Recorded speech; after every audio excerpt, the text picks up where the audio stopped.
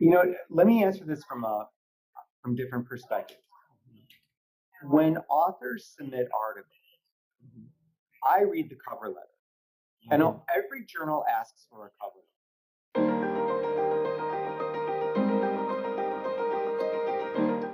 Hey, what's up? Faizan here from Research Beast. On this channel, I share different tips and tricks for researchers, different motivational talks, and I also talk to experts about the research methods or anything related to research. So if you're interested in content like this, please consider subscribing to the channel.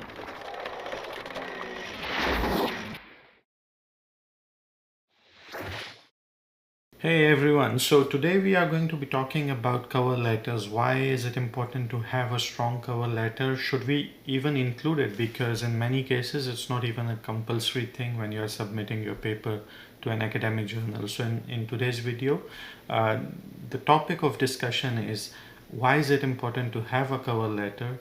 What purpose does it serve? And how can you write one? What are some of the strong components of a cover letter, the do's and the don'ts, and then I'll also show you an example of my own cover letter that you can use for your own submissions. I'll link it down into the description so you can go and get a copy of my cover letter.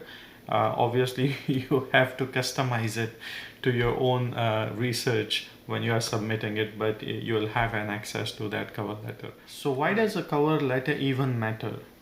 In my opinion, it is a document that many editors do look at before they look at your paper, right? So they look at the cover letter, which means that a strong cover letter would highlight the merits of your paper.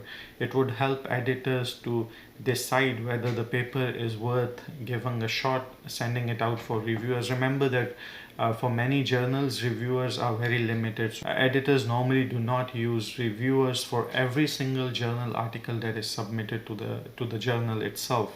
So a cover letter can serve that purpose of really advertising or promoting your paper. What are the merits of that paper?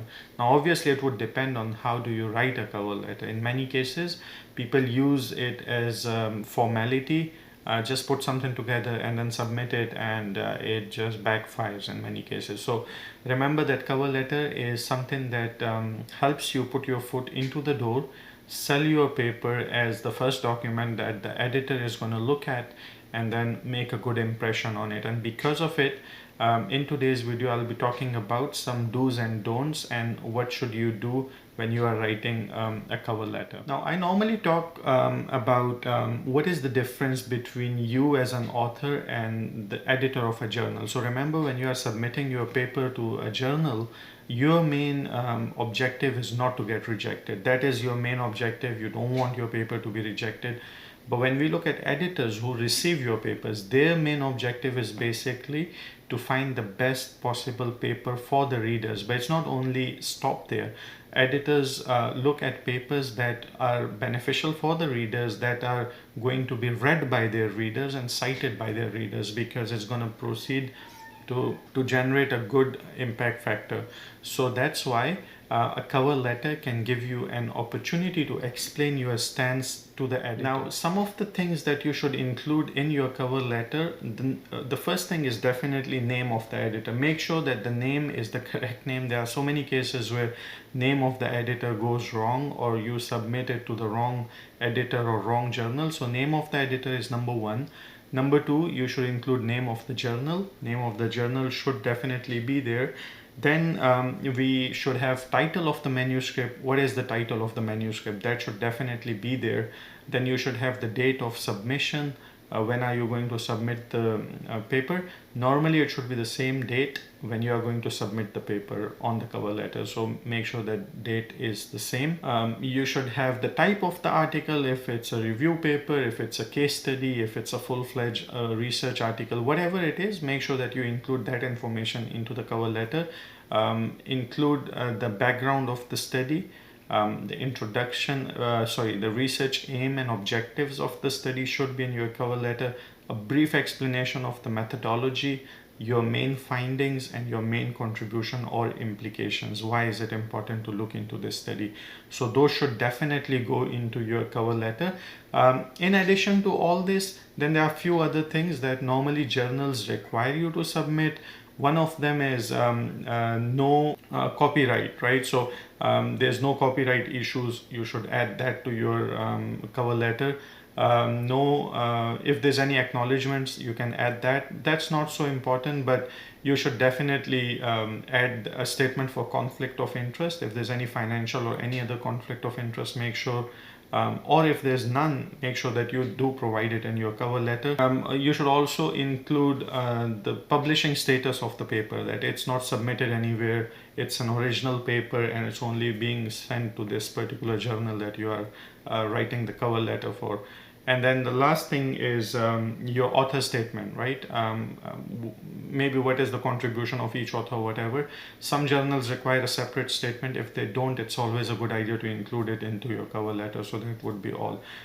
Some stuff that you should definitely not include into the cover letter. Number one, do not use a lot of technical formulas, a lot of technical things into your cover letter. No point of doing that.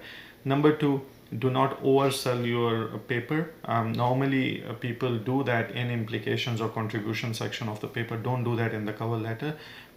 Keep it to the point, keep it simple so that it's easier for the editors to read and understand and evaluate the paper. Number three, don't drop any names, even if you have to recommend any reviewers or whatever that many journals ask for. Do it on the portal. Don't do that into the cover letter. If you have a prominent professor or somebody on your paper as a co-author, please don't name names in the cover letter. Of course, the editor is going to know it once they look at the details of the paper, but you don't have to explicitly mention it into the cover letter that we are working with this professor or that professor or something like this. Just don't do it. And lastly, do not keep your cover letter too long, because when you include all this stuff, normally if you put too much stuff, it's going to be too long. It's going to kill the purpose of the cover letter. So don't make it too long, don't make it too short, just make it appropriate. So those are the things you shouldn't do with your cover letter. A couple of other important things are: make sure that your cover letter is properly formatted. It's consistently formatted, means the font size and the font type and size and everything is consistently used throughout the cover letter.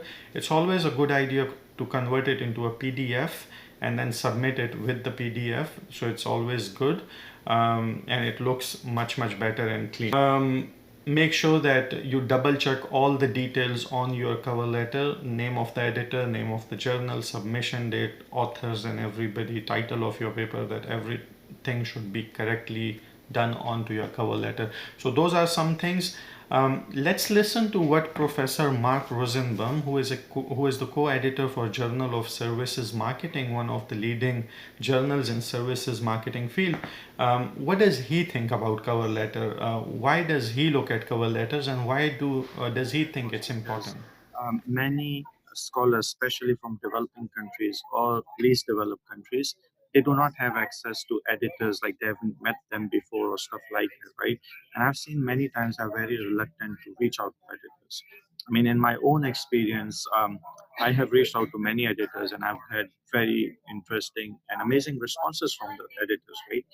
So, do you think it's a good idea for people, if they have a good idea or if they think that they have an interesting topic to work on, to reach out to the editors and ask them about it? Let me answer this from different perspectives. When authors submit articles, I read the cover letter. And every journal asks for a cover letter. Now, quite often, an author will say the basics. I'm happy to submit this article, or there's a disclaimer that is required that this article has not been submitted elsewhere. Then they say thank you, bye.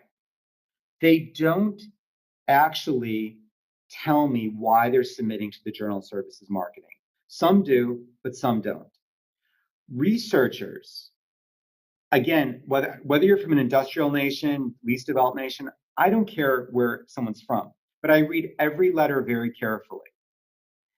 What I'm looking for is a letter that says, this paper addresses a research gap as identified by the Marketing Science Institute research priorities.